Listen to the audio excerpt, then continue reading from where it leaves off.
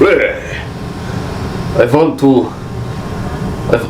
I want to do a review. Anyway, yeah, so hey guys, what's up? Franchise Fanatic here. That was weird.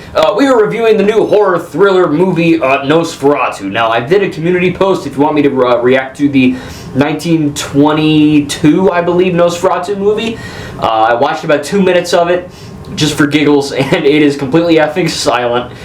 Whenever a character talks, it does like the old Western thing where like it puts words on the screen, so that's funny. It's an hour and 20-some minutes, so it's shorter than Ninjago N-World, so if you want me to react to that, you know, go vote on the poll, and I'll do it, because I think that'd be interesting. But yeah, this is the 2024... I'm seeing it in 2025, but it came out, I think, New Year's Day or something, whatever. 2024-esque, 2025, horror thriller Nosferatu, and the new one, I'm reviewing the new one. And yeah, look, I saw a trailer, or I didn't see a trailer for it, I saw like a poster of it, and I was like, oh, you know, that looks interesting, that looks kind of cool, right? Literally, the only thing I know about vampires is I have not seen Twilight, I will never, but I know they're in that, and I know that Nosferatu, Count Orlok, I didn't even know his name was Count Orlok. It was in the SpongeBob season 1, I believe, early season SpongeBob. You know, the who was flickering the lights, and it's, you know, it's effing Nosferatu, and they go Nosferatu, and he smiles. That episode, like Graveyard Shift or whatever it was called, and I think Nosferatu actually shows up in like I think it was season 13 or season. I think it was season 13. That just happened to be there, or season 14. I don't really remember, but he's in like the new stuff too. He turns into a bat. It's crazy. But that was all I knew. You know what I mean? I didn't know nothing about this. So I was like, oh, you know, it's cool. And Alan, my buddy Alan, if you're watching this, shout out to you. And him and his dad were like, hey, let's go see Nosferatu. I was like, all right, fine, whatever. Sounds cool. I get to hang out, you know, with a friend, and I get to see a cool movie. It was fun. And yeah, so I didn't realize how deep and unique this film would be, right? This is a very beautiful looking movie. The shots, the compositions, the... you know, cinematography, it's all top notch. It looks really effing great. You know, like when you watch the original, or like you see clips of it or something, you know, like gothic architecture, and it's in the 1830s or whatever this is set.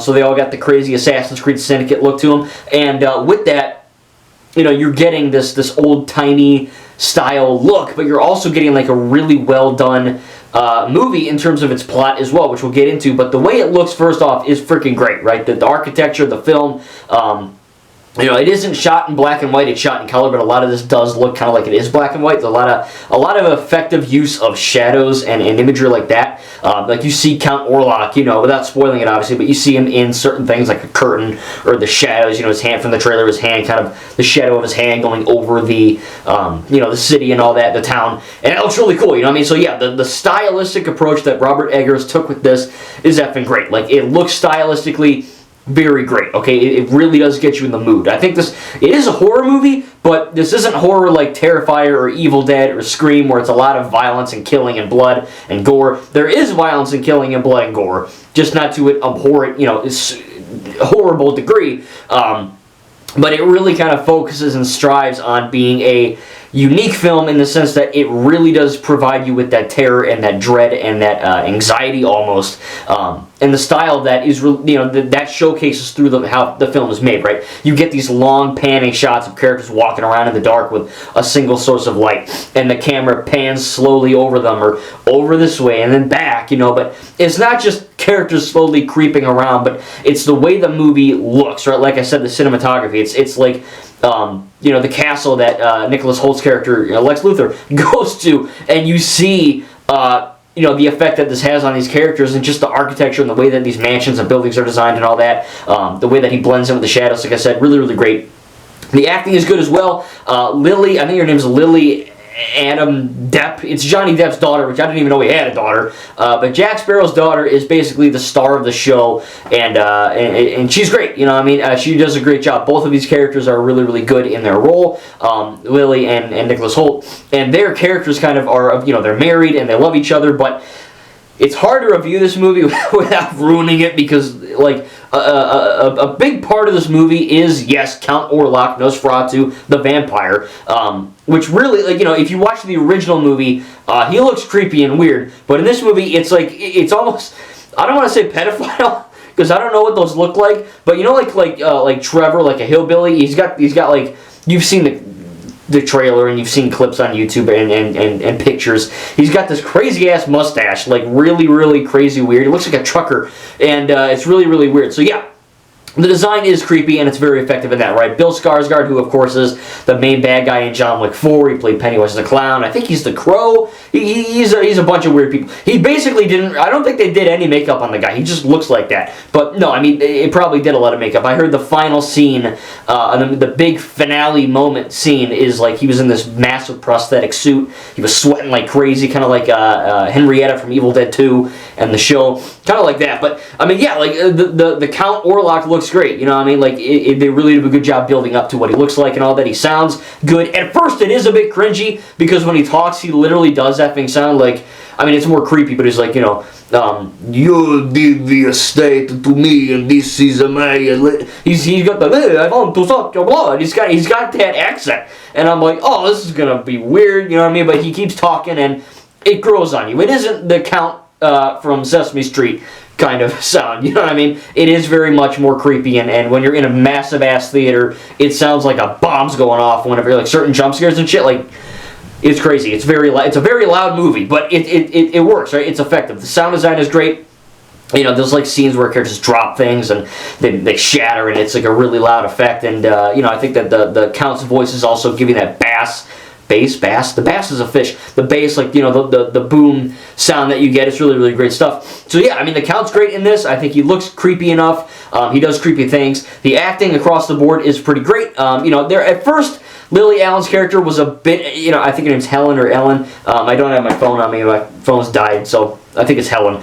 She is good, but because this is set in the 1830s, there's a lot of, not monologuing, but, you know, characters talk differently back then than they do now. You know, obviously they're not going to be like, yo, that shit was dope AF, dog. You know what I mean? They're not going to do that. But obviously they, you know, the girl, the main character, she's, you know, kind of talking to her friend about this you know, crazy possession that you know, she's seemingly keeping from everyone. And she's like, oh, well, it's, you know, it's great, but it's also this and it's also that, and my lover, and yeah, it's a slow-paced movie, okay? There's a lot of characters talking. There's, like, you know, you get the Nicholas Hoult aspect where he's going to visit Count Orlok at his mansion, and then you get the main character, I'll just call her Helen, Helen's character, and she is Lily Ann's character, and she is basically, it's hard to say without spoiling it, but she's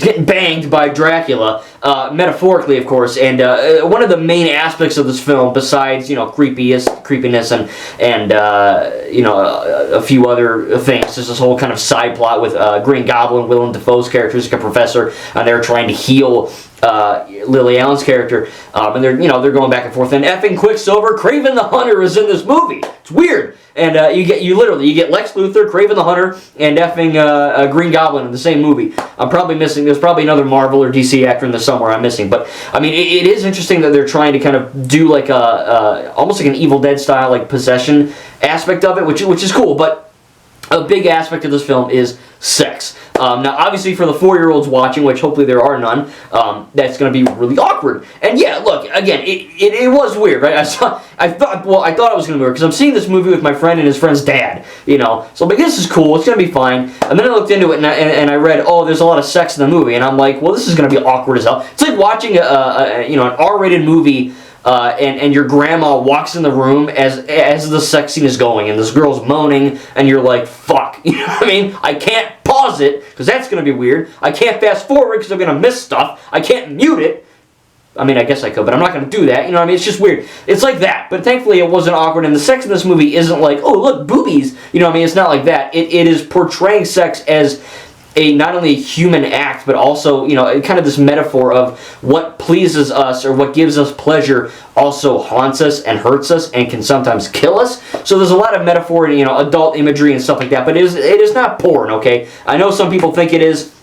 It's not. There's 1 or 2 shots with boobs. Again, as a straight dude, I'm not complaining, but at the same time, it's not like, look at these naked women. It's not that kind of movie. You know what I mean? The main aspect is that this Lily Ann's character is, you know, getting basically diddled by Count Orlok, and with that, obviously, a lot of it is metaphorical, but, whenever the Dracula character, sucks the blood off of someone and bites their neck or their chest or whatever, and, literally drains the life out of them, at first it is a pleasurable experience, and then from that, the person ends up dead. So I like the fact that, this girl is lonely, and she calls upon anyone, any kind of religious or deatic being to be like, hey, someone give me some pleasure, right? She's lonely. And of course, Count Orlok answers the call and basically rapes her in the beginning. And then that, of course, Dracula is kind of having this leech, right? He's like leeching onto her, he's like got a hold on her.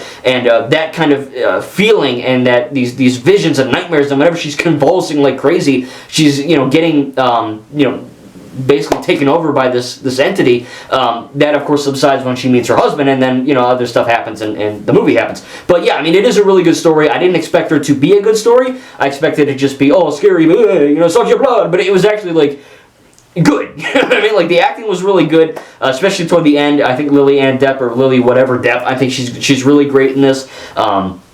Nicholas Hoult, I've always kind of seen him as kind of not a bad actor, but he has a baby face, and he just looks really young, and I don't know, he doesn't seem to me like an actor with, purpose on screen. Like, I see, okay, he's an X-Men, and he's in Superman, but like, that's it, I mean, I don't see him as anything else. He was in Jack the Giant Slayer, or whatever, from 2013, but he does give a good performance in this, I gotta say. Again, I like the atmosphere they're going with here, and when you mix in the music, and the sound design, and the tone, and the plot, and all this, it really kind of comes together to make a very good horror film that, there is blood, there is violence, maybe not to an extreme degree, there's like 0 F words, really the only adult thing is the sex scenes, and they're not in there to be like, look at the boobs. Again, it is very much a case of telling a story through these actions and how they affect certain characters. So I'm glad it, again, as a straight dude, I'm not complaining about that, but I thought it was going to be really effing awkward in the theater,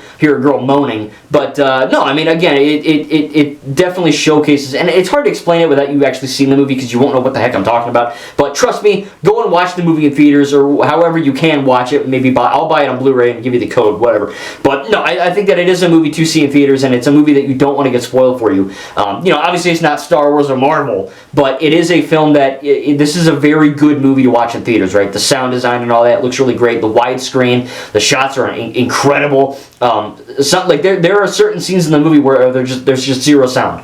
I don't know if that's like a callback to the original, even though there was music in the original. There's certain shots where like a carriage, kind of pulls up to Nicholas Holt's character, and the door opens and there's 0 sound at all. And it just, that kind of can sometimes, as much as a boom, like a jump scare, or just complete effing nothingness, that can also kind of, make you feel unnerved. So no, I never got scared to the point where I can't sleep because Orlok's gonna suck my blood or whatever. But at the same time, I did feel slightly unnerved and a little on edge. And I think it's as a horror movie, I'm not the maestro of horror. I've only seen a few franchises, but this is one of the least scary horror movies I've seen. That's not a negative. It's just what it is.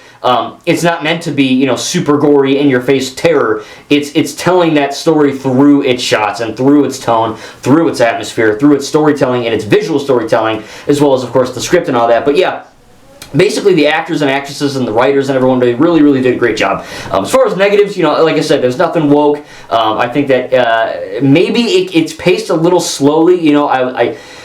I don't know if I wasn't really expecting a fast-paced horror movie, but there are a lot of scenes where, there's the scene where she's going crazy and or she's drooling and in the trailer, but there's also a lot of scenes where characters are literally just talking to each other about what the hell is going on with this girl and how do we save her, and there's a plague with rats and there's all these crazy things that happen, and it is a very human and emotional story. It isn't just this crazy Dracula in the shadows.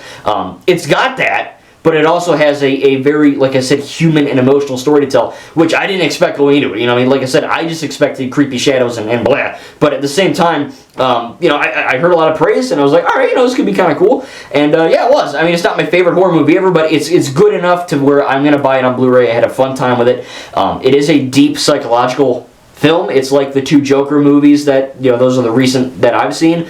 I watch a lot of Star Wars and Marvel and DC and Lord of the Rings and The Hobbit and Pirates and Harry Potter and Fantastic Beasts and whatnot. I watch a lot of epic action, fantasy, and sci-fi. So to watch a movie that, I like horror too, but to watch a movie that was very slow-paced and had a very mature story. Not that these don't have mature stories, they do, but it's like the movie. It's like when you're watching The Wolverine, which is a great film, and then you watch Logan, another great film, right? Both of those films are amazing, but they're both shot differently, right? The Wolverine's got a lot of high-octane action and fast-paced scenes, and then Logan is like, not the slowest film ever, but it's got a lot of slow, deliberate, shots and all that, which make it kind of feel, not boring, but, like when a movie really kind of drowns out and it's just like really long and it feels like forever. That's like what it is. But they do that to establish the tension and the atmosphere, which I think was a really great, addition.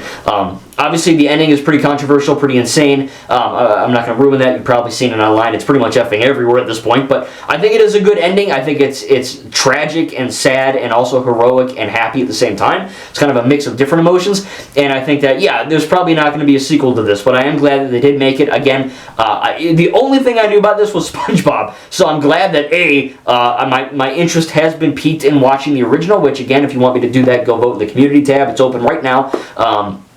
But I think, this did pique my interest in not only watching that one, but I kind of want to rewatch this one. I want to go to the theater and watch this movie again, man. It was freaking great. And, again, there are some... I haven't seen a whole lot of movies that are like this, and that's what makes it pretty unique. I say I've never seen a film about Dracula before, but I've never seen one to this degree, or even known of one to this degree that was this crazy. And there's a lot of great stuff. It is slow paced, but there are some solid jump scares, some solid practical effects, and I think that all looks good. So there's not really a whole lot to complain about. Again, it is kind of a slow build. It's a little bit of a slow burn. People that the TikTok youngster Zoomer generation will not be intrigued by this. Obviously, when you're old enough to watch it, I don't even know if you would be. I'm 26, so I am, I'm used to slow movies. I don't get bored really easily. I have a good attention span, so I can watch slow movies and not get bored unless it's actually boring. Thankfully, this wasn't. Everything in this film had a deliberate meaning and message to it, which I thought was really, really good. Not the best film ever made, but it certainly was a lot better than what I thought it was going to be, and I had a lot of fun, even though it is pretty dark and depressing and scary and all that. It has a good story to tell, but it's definitely not for everyone. But it's a good. I would say it's a good gateway horror film. Don't go into horror for your first movie watching Evil Dead like I did, because you'll be a little bit disappointed by some other horror movies, because Evil Dead is like top tier. My first things were horror were Jurassic Park, which some people do consider horror. Yeah, I know it's more thriller, sci-fi, but some people do describe that as horror. So I'll count it.